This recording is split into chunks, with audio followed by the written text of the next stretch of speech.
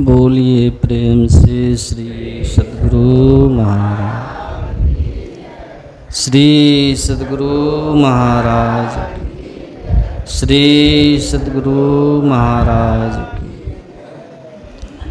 ध्येयं सदा परिभवगणमभीष्टदोहम्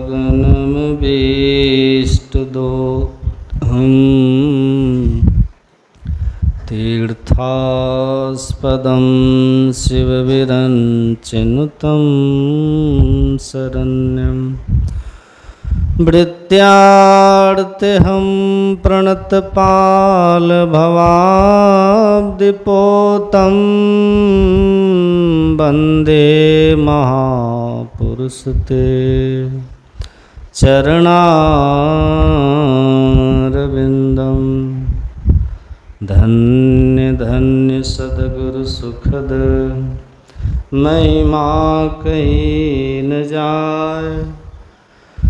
जो कुछ कहूँ तुमरी कृपा, मौतें कछु न बसाए। बोलिए प्रेम से श्री सद्गुरु महाराज, श्री सद्गुरु महाराज। एक बार और जोर से कीजिए, श्री सद्गुरु महाराज।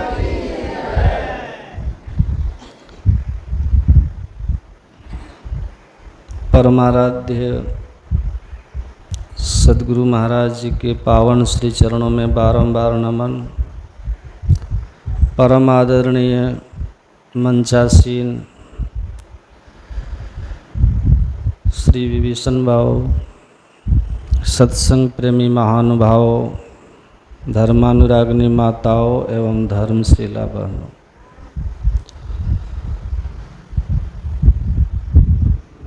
आप लोगों को ज्ञात कराया ही गया है कि आज का जो सत्संग है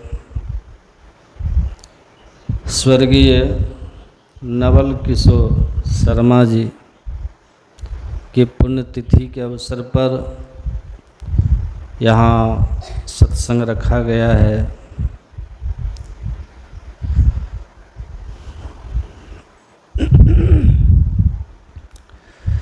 यमराज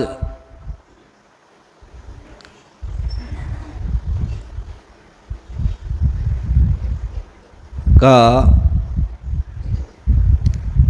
अर्थ होता है गुरु महाराज के भजन में सुने ना भी, या दुनिया बंदी गृह यम के। तो यम अर्थात यमराज इस संसार को खासकर जो हम मनुष्य शरीर में हैं, हमारे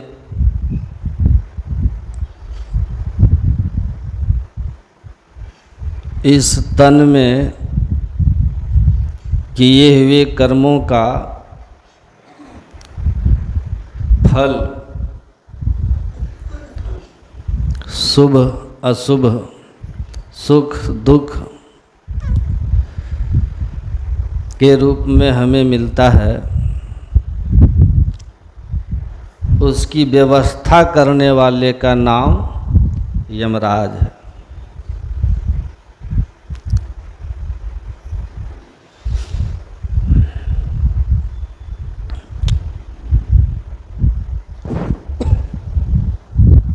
और जिस संसार में हम लोग हैं, यह संसार क्या है?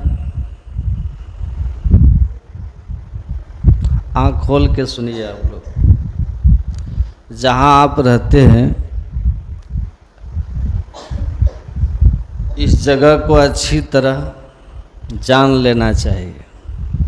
आप लोग सुने ही होंगे, प्रसिद्ध कथा है कि जब पांचों भाई पांडव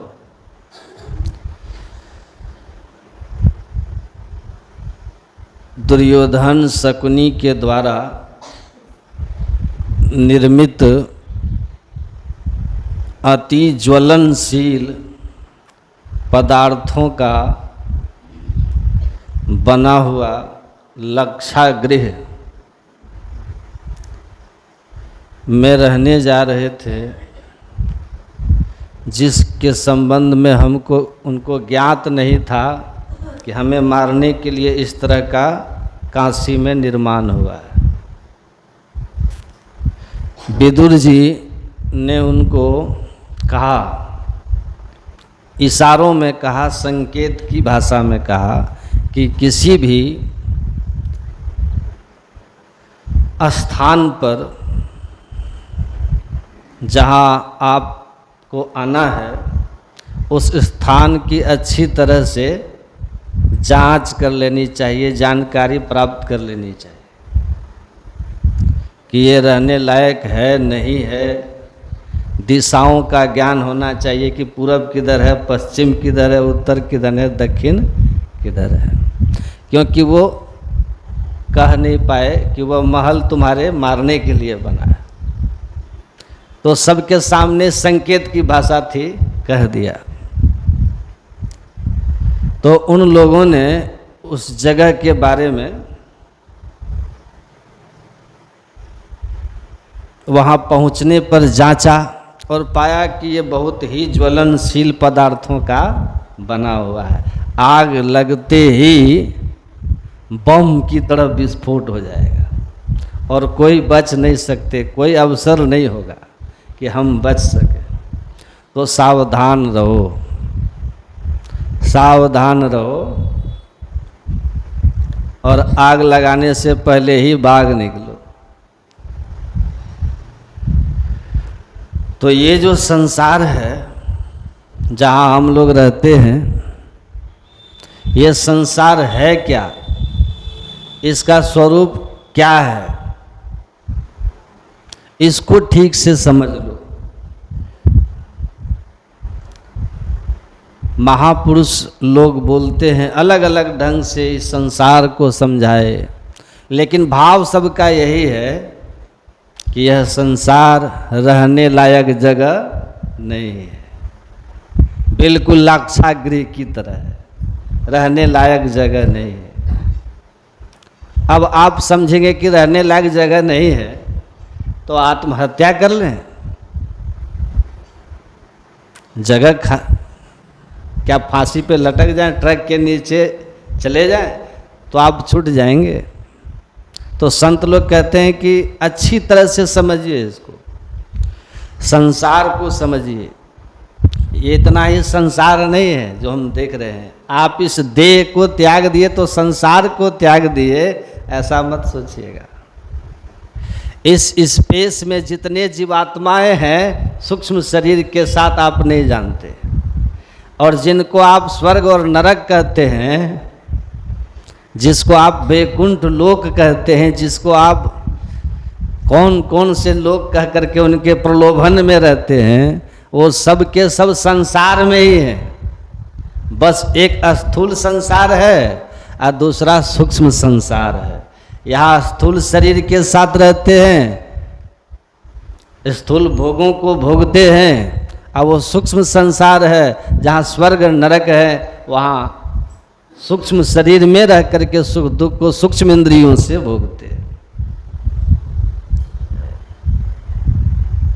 लेकिन वो संसार के बाहर नहीं है। और जहाँ तक संसार है, बंदी गृह जम के, सब जम का बंदी गृह है। कर्मानुसार स्वर्ग, कर्मानुसार नरक, कर्मानुसार मानव तन, कर्मानुसार पशु पक्षी कृमि आदि की योनिन।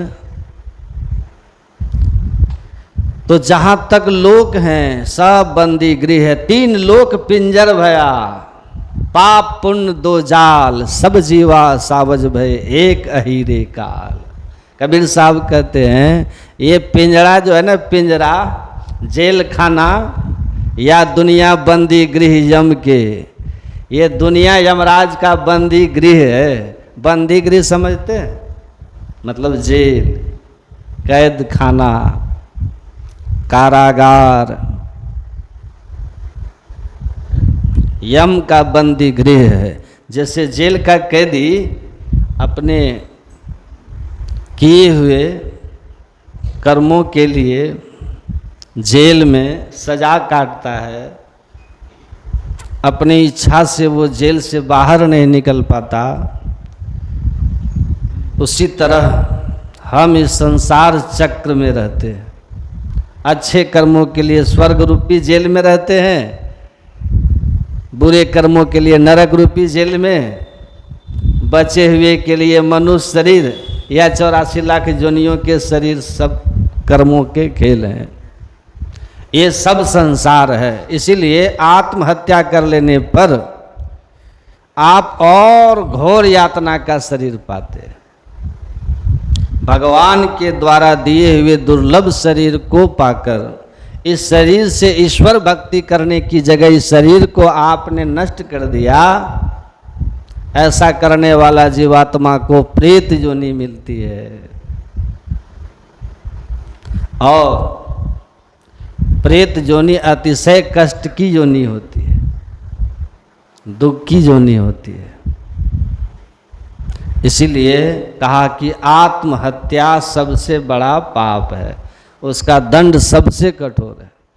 प्रेत योनि नरक से भी कठोर होता है, ये बड़ा कष्टकारक होता है। भूख सताती है, प्यास सताती है, न भोजन कर सकता है, न पानी पी सकता है, और मरते समय जिस तरह मरा है ना, वो कष्ट उसको अनुभव होते रहता है। गले में फांसी लगा के मरा है तो फांसी लगा करके जो छटपटा रहा था ना प्रेत योनि में, उस तरह से वो तब तक छटपटाता ही रहता है। ऐसा नहीं कि एक क्षण में गले की फांसी लग गई और शरीर छूट गया तो शांति आ गई। अब वो जब तक रहेगा उसी तरह का कष्ट अनुभव करेगा। जल के मरा है तो जलता हुआ ही वो अनुभव करता रहेगा जब तक प्रेत योनि में रहता। ये उसका कष्ट है, दंड है उसका। इसलिए सबसे बड़ा पाप कहा आत्महत्या का पाप। आत्महन गति जाए, तो ऐसा कभी नहीं करना चाहिए, दुख से छूट नहीं पाओगे। महापुरुष लोग समझाते हैं कि जिस संसार में तुम हो, ये दुनिया यमराज का कैद खाना है, यहाँ कष्ट ही कष्ट होता है। इसलिए संत लोग कहते हैं जन लिपटो रे प्यारे जग परदेसवा, सुख कछु इहवा नहीं। यहाँ परदेसवा काल को भेसवा, जोरे आवे दुख पाए। सुधी करो प्यारे हो आपन देश के, जहाँ कलेश कछु नहीं। और संसार यहाँ कोई अपना नहीं है, यहाँ न मेरा तेरा रे। यहाँ मेरा और तेरा कौन है? हम अपने को शरीर भाव में जब रखते हैं तो देखते हैं कि मेरा पुत्र है, मेरा पिता है, मेरी बेटी है, मेरी माँ है, मेरे भाई बंधु हैं, पत्नी है, पति है, बच्चे हैं, रिश्तेदार हैं। ये सब के सब जब शरीर में भाव है, शरीर भाव में, तब तक आत्म भाव में देखो तो आप क्या हैं? बोलिए, आत्म भाव में क्या है आप? आत्म भाव में कितने शरीर छोड़े, कितने रिश्तेदार छोड़े, हर जोनियों में आपने परिवार सजाया, बेटा बेटी पुत्र बनाया, और हर जोनी में मौत का एक झटका आया और सब के सब आपके बिखर गए, सब के सब बिखर गए। हर बार ये परिवार सजाना, हर बार रिश्ते बनाना, हर बार मौत के झटके के साथ सबका बिछुड़ जाना, ये अनंत काल से हम लोगों के जीवन में है। इसीलिए जो आत्म भाव में रहते हैं वो अनासक्त रहते हैं, क्योंकि उनको पता है कि ये भी छूट जाएंगे। किनके लिए वो कहानी सुनाते हैं ना कि महाराज चित्रकेतु का प्रसंग आता है कि उनकी बहुत सी रानियां थीं। ग्रंथों में तो ऐसी ऐसी बातें लिखी होती हैं ना कि आप पढ़िएगा तो आपको बहुत सी बातें काल्पनिक लगेगी, और बहुत सी चीजें ऐसी है कि देवी देवताओं के प्रति आपकी अश्रद्धा ही हो जाएगी। उनके जो चरित्र चित्रण हुए हैं ग्रंथों में, बहुत सी रानियां थी महाराज चित्रकेतु के, किसी से कोई संतान नहीं थे, लेकिन एक बार अंगिरा ऋषि के उनके घर में आगमन हुआ और उनके आशीर्वाद से उनकी सबसे छोटी रानी को एक पुत्र की प्राप्ति हुई। जब उसको पुत्र हुआ तो राजा चित्रकेतु बड़े प्रसन्न हुए कि हमारे राज्य का उत्तराधिकारी मिला। इतनी शादियां की, किसी से कोई संतान नहीं हुआ। तो राजा का उस पुत्र के लगाव के कारण समय उसी रानी के कमरे में बीतने लगा, छोटी रानी के कमरे में, उसी के भवन में। अब बाकी सारी रानियां जो थी उपेक्षित हो गई। सबने विचार किया कि हम लोगों को तो राजा समान मानते थे, सबका एक समान उनका आदर प्रेम था, लगाव था, लेकिन अब वो छोटी रानी को अधिक मानते हैं, हम लोगों को नहीं मानते। तो क्या करना चाहिए? तो सबने विचार किया कि राजा का प्रेम में जो बदलाव आया उसके पीछे कारण तो ये बालक ही है ना, इसी को निपटा दें, मार दें। सब मिल करके साजिश के तहत उस बच्चे को मार दिया। राजा चित्रकेतु, रानी बच्चे की मृत्यु से बड़े दुखी हुए। किसी चीज को जब पाएंगे ना आप, तो कोई भी चीज जब जीवन में प्राप्त होता है तो उसके मिलने से जितनी खुशी होगी ना, ठीक उसी अनुपात में every action equal opposite reaction, प्रत्येक क्रिया के विपरीत और बराबर प्रतिक्रिया। जितना मिलन में खुशी हुआ उतना बिछुड़ने में दुख होता है, तो दुख भी उतना ही हुआ राजा रानी को। मिलकर बिछुड़न को दुख भारी, बड़ा दुख हुआ, रोते रहते थे। संजोग से कुछ दिनों के बाद इस घटना के ऋषि अंगिरा के साथ देवर्षि नारद जी का राजा चित्रकेतु के भवन में आगमन हुआ। उन्होंने कहा, राजा की सारी आपदा विपदा जब सुने तब उन्होंने कहा कि राजन, समय के प्रभाव में सब आते हैं और अपने अपने कर्मानुसार अपने आयु को भोग करके इस संसार से फिर जाते हैं, और ये आना और जाना ये लगा रहता है। जब तक कि जीव को अपने परम धाम ईश्वर धाम की प्राप्ति न हो जाए, गुरु की कृपा से भक्ति भाव को अपनाकर, तो ये तो स्वभाव है राजन। उनके मन में शांति नहीं आई राजा चित्रकेतु के। कहते हैं नारद जी ने अपने योग बल से उस जीवात्मा को प्रकट कर दिया जो बच्चा मरा था, और कहा कि ये तुम्हारा माता पिता हैं, तुम्हारे चले जाने से ये बहुत दुखी हैं, भोजन अन्न जल त्यागे हुए हैं। उस जीवात्मा ने कहा, कौन से माता पिता, कौन से माता पिता हैं, किनके लिए, आप किनका प्रवाह करूं मैं? कितने जन्म, कितने माता, कितने पिता, कितने सगे संबंधी मिले हैं और कितनों को हमने छोड़ा है। ये प्रवाह चल रहा है। इसलिए एक समय होता है जिस समय में हम किसी के माता पिता होते हैं, और फिर समय का प्रवाह होता है, उसके बाद हमारे संबंध बदल जाते हैं। हो सकता है जो माता पिता रहे हो कभी वो संतान भी रहे हो। जिस जन्म में इस रिश्ते में है जरूरी नहीं कि अगले जीवन में उसी रिश्ते में रहेंगे, या हो सकता है हम कोई किसी जन्म के कर्मफल के प्रभाव से आपस में आके मिल गए। कुछ न कुछ कभी न कभी जब कोई न कोई संबंध होता है तो मिल जाते, तो मिलते बिछुड़ते रहते। तो कहा ये रिश्ते नाते ऐसे चलते रहते हैं, इनके ममत्व में नहीं फंसने वाला हूं मैं। उस जीवात्मा ने कहा और आप लोग भी इस ममता को छोड़ दीजिए, कुछ दिनों में आपका भी शरीर छूट जाएगा। कहाँ जाइएगा इसकी परवाह कीजिए, कहाँ जाएंगे इसकी परवाह करो। असली बात यही है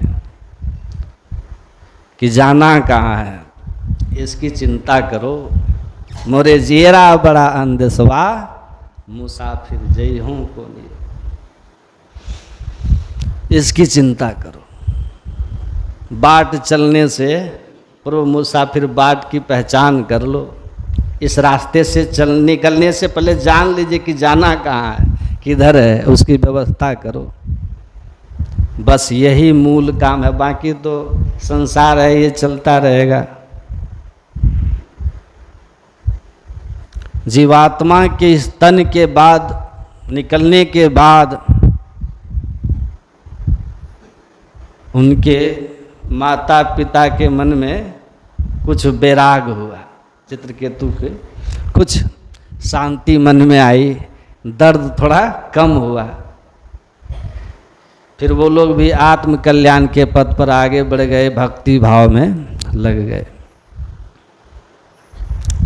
तो ये संसार जो है स्थिर तो है नहीं, ये परिवर्तनशील है, बदलता रहता है, चलता रहता है। संसरती थी संसार, हम लोग भी चलते कहते समय बीत रहा है। अरे समय क्या बीतेगा, समय हम ही बीत जाते हैं, समय नहीं बीतता। महाराज भर्तृहरि ने कहा कालो न जाती वैमेव आता। हम बच्चा थे, किशोरावस्था में आए, जवानी आई, प्रौढ़ावस्था आया, बूढ़े हो गए, उसके बाद चले गए। बदलते तो हम जाते हैं और कहते हैं समय बदल रहा है। अरे नहीं, समय बदलता थोड़ी है। हमको तो आज तक सोमवार से इतवार तक क्रम टूटा ही नहीं कभी है। कभी हम नहीं देखे कि सोमवार और से इतवार के बाद कोई और दिन आया हो। कौन सा एक नया दिन आ गया बता दीजिए आप।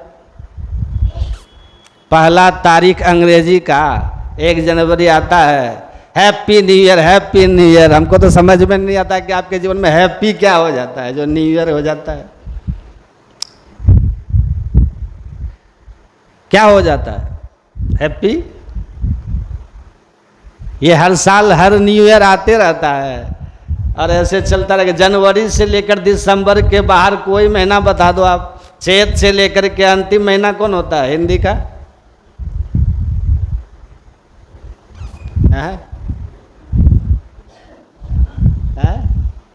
चैत बैसाख जेठ आषाढ़ सावन भादो आश्विन कार्तिक अघन पूस माघ फागुन। कितना आदमी को मालूम हिंदी का तिथि तारीख? सब अंग्रेज हो गया आजकल। अंग्रेज हो जाइए, अंग्रेजी हम भी पढ़े हैं, अभी भी हम थोड़ा बहुत अंग्रेजी की पुस्तक मिल जाएगी, हिंदी की किताबें भी मिलेगी, लेकिन हिंदी हमको आती है कि नहीं आती? अघन पूस हम जोड़ के बता दिए कि नहीं? आप पूछिए बच्चा सबसे, आजकल पता ही नहीं है उनको, वो जनवरी फरवरी बताएगा। अपना भी जानना चाहिए, अपना भी जानना चाहिए, उनका भी जानिए, भाषा सब जानना चाहिए, अच्छी बात है। तो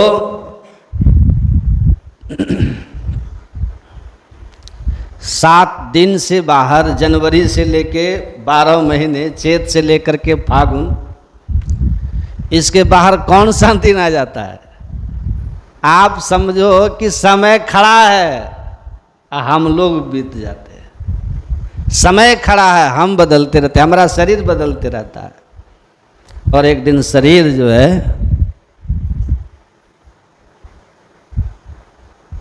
समाप्त हो जाता, पल पल छिजत रहे, है ना वो, हम बदल जाते हैं, हम ही बीत जाते हैं, शरीर छूट जाता है। हम सूरज इधर से इधर आ गया, कितनी ईमानदारी से बोलिए तो सूरज पूरब से पश्चिम आया कि पृथ्वी घूम गई? क्या होता है? पृथ्वी घूम जाती है ना, घूमती तो पृथ्वी है, हम लोग क्या बोलते हैं सूरज पूरब से पश्चिम चला गया। सूरज काहे के लिए जाएगा पूरब से पश्चिम? आप ही घूम रहे हैं। घूम गई धरती, कहते हैं सूरज घूम गया। बीत जाते हैं हम, कहते हैं समय बीत गया। समय क्या बीतेगा, ऐसे ही चल रहा। हम बच्चा से आज तक देख रहे हैं, ऐसे ही चल रहा है। समय तो ज्यों का त्यों है, हम घूम रहे हैं, हम बीत रहे हैं। तो ये संसार है, बदलते रहता है सब कुछ, और एक दिन ये शरीर से हम निकल जाते हैं, फिर कर्मानुसार दूसरा शरीर, और ये अंतहीन सिलसिला चल रहा है। और यही सबसे बड़ा दुख है, सबसे बड़ा दुख यही है। आवागमन सम दुख दूजा है नहीं जग में कोई। गुरु गोरखनाथ जी कहते हैं, जामन मरण बपुर वियोगी, अताते गोरख भैला जोगी। कहते हैं गोरखनाथ कि आप जोगी क्यों बन गए, आप योगी क्यों बने? तो कहते हैं जामन मरण, जन्म लेते हैं, समाज परिवार धन दौलत कमाते हैं, व्यवस्थाएं करते हैं, और मरण आता है, अब फिर सबसे वियोग हो जाता है। फिर जन्म लेते हैं, फिर व्यवस्था करते हैं, फिर मृत्यु आ जाती है, और सबसे हमारा वियोग हो जाता है। तो बड़ी मेहनत से बनाते हैं, बड़ा मोह उसमें होता है, और फिर सब छिन जाता है। ये बड़ा कष्टकारक है। इसलिए ये जन्म मरण के चक्र से हम बचने के लिए योगी बन गए। ताते गोरख भैला जोगी, हम जोगी बन गए, ताकि हमारा जन्म मरण का चक्र खत्म हो जाए। तो सदगुरु महाराज कहते हैं क्या करना चाहिए? ये बंदी गृह से बचने के लिए, इस जन्म मरण के चक्र से, इस जमराज के कैद खाने से, जो हम कर्मों के बंधन में बंधे हुए हैं, यहाँ से अच्छे से पुराने जेल खाने में, कोई जेल खाना थोड़ा सुविधा वाला होता तो कहते हैं कि स्वर्ग है, कोई जेल खाना में ज़्यादा दंड देता तो कहते हैं नरक है, कोई जेल खाना समाज निरूप से, भागलपुर गए आप लोग, वहाँ एक विशेष केंद्रीय कारा है, एक सेंट्रल जेल है, एक विशेष कारा है। तो जो कैदी अच्छे होते हैं ना, थोड़ा राजनीतिक रसूख वाले होते हैं, पैरवी जिनको रहती है, समाज में कुछ दबदबा जिनका रहता है, तो उसको जज जो है ना विशेष कारा में भेजता है, वहाँ थोड़ा सुविधा ज़्यादा है। और जिनका ज़्यादा अपराधी टाइप के जो लोग होते हैं, उनको भेजता है सेंट्रल जेल में, वहाँ सुविधा वगैरह नहीं है। मैं गया हूँ, ये नहीं सोचिएगा कि जेल में वहाँ सत्संग करने के लिए गए, अंदर में भी सत्संग आश्रम मंदिर बना के रखा है लोग, कैदी लोग, भागलपुर सेंट्रल जेल। तो उसमें सत्संग वो लोग कराते हैं ना, तो वो जेलर जो वो परमिशन देता है कि आइए यहाँ सत्संग कीजिए ताकि लोग में सुधार हो। तो उसमें भी जाकर के हमने पूरा देखा है। तो आप इस कैद खाने में सुख दुख के चक्र में हैं, इससे निकलने के लिए महापुरुष लोग कहते हैं क्या करो? सतगुरु सेवत, गुरु को सेवत, मिटल सकल दुख झेला रे, या दुनिया दिन चार बसेरा। ये बात सही है कि नहीं? दिन चार बसेरा, यहाँ न मेरा तेरा रे, मेरा तेरा दो जम के हाथे पकड़ पकड़ जिन घेरा रे, यहाँ न मेरा तेरा रे। हम आपको ये पटना है ना, पटना में प्रोग्राम था 7-8 साल पर, मतलब 10 साल हो गया। मतलब मैं गया था एक बाबा जी के साथ, तो वहाँ एक नवयुवक था, सत्संग के बाद आया, उनके पास आया और उनसे कहता है कि बाबा आपसे एक बात करनी थी, बड़ी समस्या में हूँ, कुछ आप हमको सलाह दीजिए। तो जो बाबा थे वो बोले हाँ पूछिए। तो कहा कि मैं 4 साल पहले लव मैरिज किया था, प्रेम विवाह किया था। मैं जाति से कुर्मी हूँ और ब्राह्मण परिवार के भूमिहार ब्राह्मण लड़की से हमने लव मैरिज किया था। तो उन्होंने पूछा, ऐसे ही पूछा, अच्छा ठीक है कर लिए तो कोई बात नहीं, इसमें क्या समस्या, परिवार के लोग विरोध में। कहा नहीं, शुरू में विरोध था, फिर सब ठीक हो गया था। कहा अब क्या हो गया? तो कहा कि देखिए ना बाबा, 1.5 साल का एक लड़का भी है, लेकिन इधर जो है ना 1.5 महीने के लगभग हुए, हमारी पत्नी जो है वो मर गई। 4 साल शादी के हुए, 1.5 साल का लड़का है बाबा, 1.5 महीना पहले पत्नी गुजर गई। तो बाबा ने कहा संसार यही है, यही संसार है, आना और जाना लगा हुआ, कब कौन चला जाएगा ये कोई नहीं जानता। तो हम लोग को लगा कि ये प्रेम विवाह किया था, मर गई, तो बहुत दुख हुआ होगा इनको, तो इसलिए बहुत दुखी है। तो उनको समझाना शुरू किए हम लोग कि दुखी मत होइए, अब इतने दिन का संग था तो जो काम है ना, लेकिन समस्या ये नहीं थी उनकी। वो कहता हाँ वो तो है महाराज, लेकिन वो तो हम भी समझते हैं कि किसी के जीवन का कोई ठिकाना नहीं है। तो बाबा ने कहा तब? कहा ये समस्या ये नहीं है बाबा, समस्या ये है कि हम लोग लोन लेकर के एक फ्लैट खरीदे, 5 लाख रुपए जमा करके एक फ्लैट लिए, 20,000 रुपया महीना हमको देना पड़ता है। कुछ साल के बाद वो मेरा हो जाएगा फ्लैट, उसी फ्लैट में रहते हैं।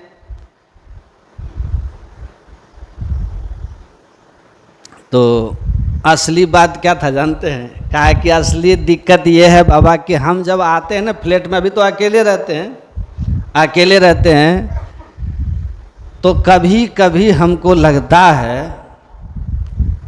कि फ्लैट के अंदर मेरे पीछे पीछे कोई चल रहा है। आप लोग समझ गए होंगे कि क्या लगता है, मेरे पीछे पीछे कोई चल रहा है। तो हम लोग थोड़ा सा बाबा कौतूहल में बोले थे, हमने कहा देखिए बाबा इस आदमी को क्या कहना चाहिए। तो बाबा ऐसे ही बोले, हल्के में कहा कि वाह वाह वाह, देखिए उस बेचारी का अमर प्रेम, जीवन काल में ब्राह्मण घर में जन्म लेकर के माता पिता के मान सम्मान सबको कुचल करके और आपके साथ भाग करके विवाह की। देखिए कैसा प्रेम है, अब मरने के बाद भी उसका प्रेम आपका पीछा नहीं छोड़ रहा, आपसे दूर नहीं जाने दे रहा है। वाह वाह वाह वाह। ये बात जब बोला ना कि आपको छोड़ के नहीं जा रही है, तो उसका प्रेम देखो, उस आदमी का चेहरा देखते बन रहा था, एकदम से डर के पीला हो गया एकदम। कहता है कि क्या बोल रहे हैं महाराज जी, अगर ये बात है ना तो हम फ्लैट में जाएंगे भी नहीं, आधा दाम में बेच देंगे किसी को। एकदम डर के बोलता है क्या बोल रहे हैं, हम जाएंगे भी नहीं फ्लैट में, आप आधे दाम में बेच देंगे। बाबा बोले क्या हो गया, प्रेम है उसको, तुम्हारे प्रेम में है भाई, इसीलिए नहीं भाग रही है ना। कहे हम बोले तुमको प्रेम नहीं है उनको? कहा उससे हमको थोड़ी प्रेम है, वो तो भूतनी हो गई, हम भूतनी से प्रेम किए थे। तब हम बोले कि ये ज्ञान बड़ा पहले हो जाए ना आदमी को तो कोई गलत कदम ही नहीं उठाए है। बोलता है क्या, किसी तांत्रिक को बुला करके उसको बोतल में बंद करवाएंगे हम बोले बोतल में बंद कराने से अपार कष्ट होगा, उसको सांस नहीं ले पाएगी वो, काहे कि मर के भूतनी पे अब सांस लेने ले हमारे पीछे काहे पड़ी है, हमारे पीछे क्यों पड़ी है? हम सोचे काश कोई इसको सुनता और समझता कि यही सच है, यही प्रेम है दुनिया का। समझ रहे हैं कि नहीं आप लोग?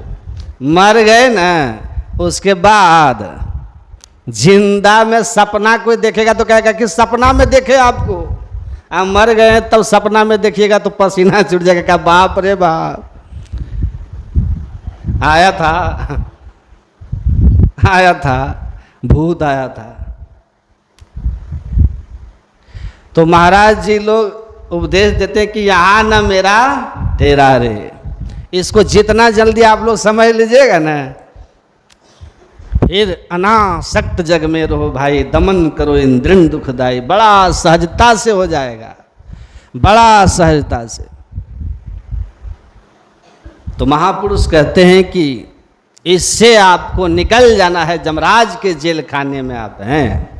आपका शरीर ही गुरु महाराज कहते हैं ये सेल घर है। जेल खाने में भी अलग अलग कमरा होता है ना, तो ये संसार रूपी जेल में हर शरीर एक कमरा है। गोरखनाथ ने इसको पिंजड़ा का, सप्त धातु का काया पिंजड़ा, तामाही जुगत बिन सुआ, सदगुरु मिले तो बरे बाबू, नहीं तो प्रलय हुआ। गुरु महाराज क्या कहते हैं, इस दुनिया के बंदीगिरी से कौन बचाएगा आपको? सतगुरु गुरु गुरु बिन ना कोई कबहू, जो तोड़े जम घेरा रे। पिंजड़ा में फंसा हुआ पक्षी हो या जमराज के कैद खाने जेल खाने में हो, कैसे बाहर निकलोगे? सदगुरु मिले तो बरे बाबू। संत सदगुरु मिलते हैं तो इस शरीर से, संसार से मुक्त होने की विधि बताते हैं, युक्ति बताते हैं, साधना बताते हैं। उन्हीं की बताई युक्ति से, साधना से और उन्हीं की कृपा से जीव जम पास से मुक्त होता है, इस जम के कैद खाने से मुक्त होता है, इस दुख के पिंजड़े से मुक्त होता है।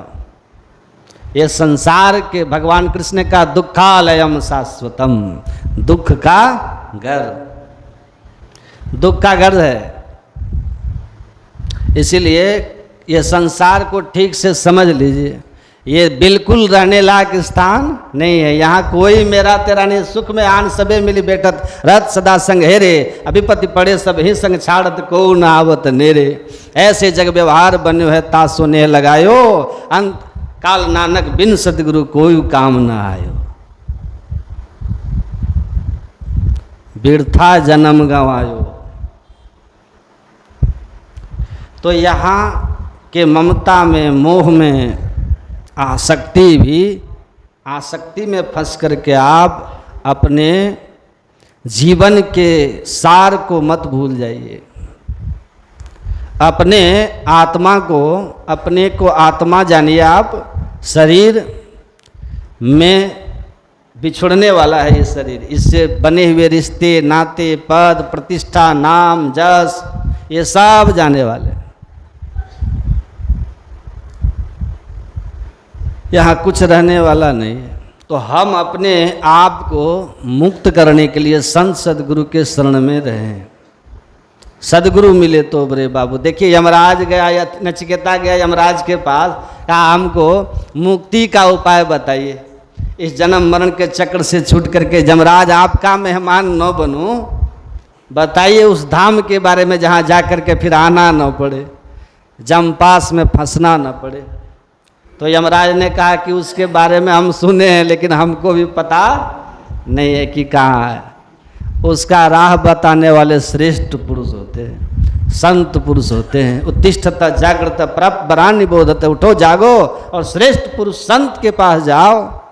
वो संत आपको वो मार्ग बताएंगे जिस मार्ग पर चल करके आप जन्म और मरण के चक्र से मुक्त हो जाएंगे। उस जमराज ने कहा कि संत के पास जाओ, वही इस रास्ते को जानते हैं और वही ये रास्ता आपको बता सकते हैं। तो इसलिए कहा कि सतगुरु गुरु बिन ना कोई कबहूँ, ईश्वर स्वरूप संत सदगुरु होते हैं, इनके अतिरिक्त कोई नहीं है जो आपको ये जम फेरा से निकाल सके, आपको बचा सके। याते उठो सतगुरु गुरु हेरो, सेव करो बहु तेरा रे, तन मन धना तम तिनके पद अर्पी बचो जम फेरा रे। कहते हैं इनकी सेवा करो। सेवा करना, इनके बताए हुए रास्ते को अपने जीवन में अपना लेना, यही इनकी सेवा है। सत्संग करो, ध्यान करो और अपने को पाप कर्म से बचा के रखो। बस 3 काम करो तो गुरु की सेवा है। अब 3 काम को नहीं करो तो गुरु मुख होके भी गुरु सेवा नहीं है। भगवान बुद्ध के एक शिष्य से भूल हो गई थी, ध्यान से सुनिएगा। उनको लोगों ने कहा कि आपका ये शिष्य आपके साथ में रह करके गलती कैसे कर गया? तब भगवान बुद्ध ने वहाँ कहा था, यो मम पश्यति सो धम्मम पश्यति, यो धम्मम पश्यति सो मम पश्यति, न पश्यमार सम धम्मा मम पश्यति मम पश्यति। जो मेरे साथ है वो मेरे बताए हुए धर्म के साथ है, जो मेरे बताए धर्म के साथ है वो मेरे साथ है, जो मेरे बताए हुए धर्म का आचरण नहीं करता है वो मेरे साथ रह करके भी मेरे साथ नहीं है, मेरे साथ रह करके भी मेरे साथ नहीं है। कौन? जो मेरे बताए हुए धर्म के मार्ग पर जो नहीं चलता है। मतलब समझ रहे हैं, शरीर संग रहे लेकिन विचार और आचरण आपका इनके अनुकूल नहीं हो तो आप संग रह करके भी बिना संग के हो। लेकिन जो गुरु बसे बनारसी शिष्य समुंदर तीर, एक पलक बिछुड़े नहीं जो गुण हो इस शरीर। दूर भी रह करके आप इनके संग में रहेंगे। ध्यान से समझिए इसको। अगर इनके बताए हुए रास्ते पर आप चल रहे हैं तो। श्यामाचरण लाहिड़ी का जब शरीर छूट रहा था ना, तो उन्होंने कहा अपने शिष्यों से, शिष्य जब रोने लग गए तो श्यामाचरण लाहिड़ी ने कहा था कि तुम बड़े महान पुरुष थे श्यामाचरण लाहिड़ी, ऊंचे दर्जे के गृहस्थ आश्रम में रह करके भी संतत्व की अवस्था में थे। अपने शिष्यों को उपदेश देते हुए उन्होंने कहा था कि देखो, श्यामाचरण शरीर का नाम नहीं है, गुरु नाम है ज्ञान का। गुरु तत्व ईश्वर होता है और उनमें ईश्वर में भेद नहीं होता, इसलिए शरीर रहे या नहीं रहे इससे कोई फर्क नहीं पड़ता। जो मेरे बताए हुए योग की विधि को नियम से करते रहोगे, मेरे सुझाए हुए सतमार्ग का अनुसरण करते रहोगे, तो समझ लेना मैं तुम्हारे हर वक्त संग ही हूं और तुम हमारे कृपा के छाया में हो। अगर तुम पुकारोगे तो अव्यक्त रूप से, अदृश्य रूप से हम तुम्हारी मदद करेंगे। अव्यक्त और अदृश्य रूप से मैं तुम्हारी मदद करता रहूंगा और तुम्हारा आध्यात्मिक और सांसारिक दोनों जीवन यात्रा को सहज कर दूंगा, सुखद बनाऊंगा। क्यों? इसलिए कहते हैं कि गुरु के शरण में रहो। आप पढ़िए ना, भगवान शिव पार्वती का संवाद है। भगवान शिव से माँ पार्वती ने पूछा कि जीव शिव के भेद को समझाइए। तो माँ पार्वती को भगवान शिव ने कहा कि जीव शिव शिव जीव स जीव केवलो शिव। जो जीव है वही शिव है, जो शिव है वही जीव है।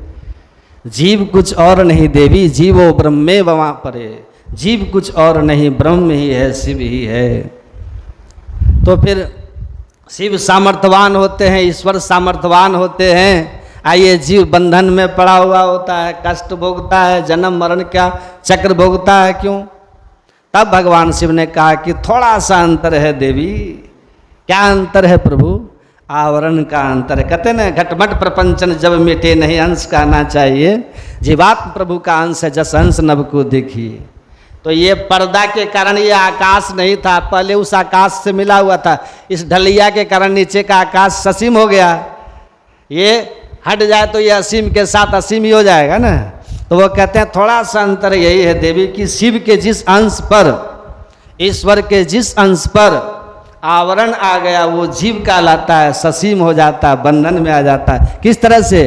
तो उदाहरण देके कहते हैं, तुषा बद्धो गृहीष्या तुषा भावेन तंडुलः। जैसे धान और चावल, चावल और धान में क्या अंतर होता है? छिलका। जिसके छिलका है वो धान है, और जो छिलका रहित है वो चावल है। उसी तरह जो आवरण सहित है वो जीव है, और जो आवरण रहित है वो शिव है। तो जीवात्मा आवरण में और परमात्मा आवरण रहित होते हैं। ईश्वर आत्मा क्षेत्रज्ञ इति उक्त संयुक्त प्रकृतेर गुणे तरेव तु विनिर्मुक्त परमात्मेति उदाहृतः।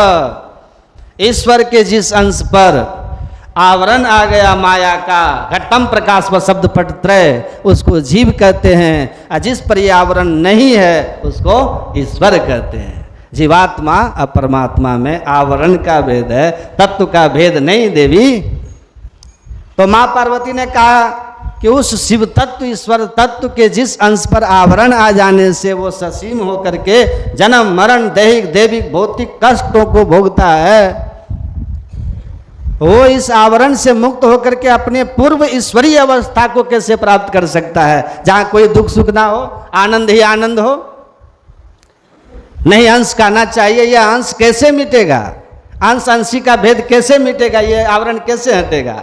तब भगवान शिव ने ये नहीं कहा कि हमारी कृपा से हटेगा, नहीं, हमारी कृपा से हट जाएगा, नहीं। भगवान शिव कहते हैं, देहे ब्रह्मवेत यस्मात् तत्कृपार्थम वदाम्यहम सर्व पाप विमुक्त आत्मा श्री गुरु पद सेवना। हे देवी, याते उठो सतगुरु गुरु हेरो, सेव करो बहु तेरा रे। भगवान शिव कहते, हे पार्वती सुनो, समस्त पापों से मुक्त होकर के, आवरण विमुक्त होकर के अपने पूर्व ईश्वरीय अवस्था में, तब हम ऐसे, अब हम ऐसे, यही जन्म का लाहा, जो जल से जल पेस्तनिक से यो ढूरी मिला जुलाहा, अपने पूर्व अवस्था को प्राप्त करके जन्म मरण के चक्र से मुक्त हो जाएगा। जीव ईश्वर को जान के ईश्वर हो जाएगा। किसकी कृपा से? गुरु की कृपा से। तत्कृपार्थम बदाम्य हम, जिसकी कृपा से ये जीवता का नाश होकर ईश्वरत्व भाव आएगा, वो कौन कृपा है? गुरु की कृपा है। इसलिए गुरु की सेवा करो। सेवा में क्या करो? कहा गुरु मूर्ति स्मरेण नित्यम, गुरु नामने सदा जपेद, गुरु आज्ञा प्रकृतितः गुरु अन्योन भावेद। गुरु सेवा में क्या करना होगा? तो कहा कि गुरु मूर्ति स्मरेण नित्यम, गुरु की नित्य कर पूजा, जगत इन सम नहीं दूजा, मैं ही को आन नहीं सूझा, फकत गुरु ही आधारा है। तो भगवान शिव यही बात कह रहे हैं कि गुरु मूर्ति स्मरण नित्यम, गुरु की मूर्ति मन में ही ध्यान।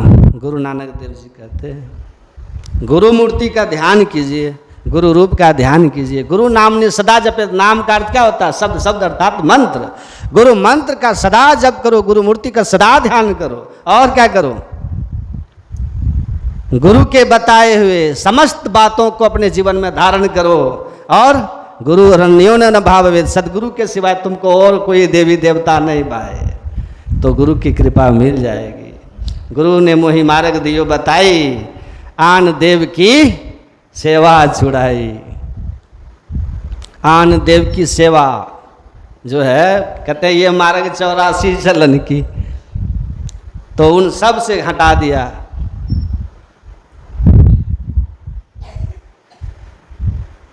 गुरु की बताई विधि से साधन भजन कीजिए, इनके बताए अनुकूल आचरण में चलिए। इनका बताया हुआ मार्ग यही है कि गुरु मंत्र का जप कीजिए और गुरु रूप का ध्यान कीजिए, बिंदु ध्यान कीजिए, नाद साधना, ज्योति योग, नाद योग की क्रिया कीजिए, नियमित सत्संग कीजिए और सदाचार का पालन कीजिए। इतना कीजिए, यही गुरु की आज्ञा है। इसी से इनकी कृपा हो जाएगी और ये जम फेरा और जम घेरा आपका टूट जाएगा। ये सारे आवरण हट जाएंगे और आप अंश अंशी के भाव से मुक्त होकर परमात्मा से मिलकर एक मेघ हो जाएंगे। अहम प्रभु प्रभु हम एक ही होई, द्वंद्व द्वैत बिना नहीं, बिना गुरु कृपा पाए नहीं जीवन उधारा है। अब अपराह्न काल में सुनिएगा, बोलिए प्रेम से।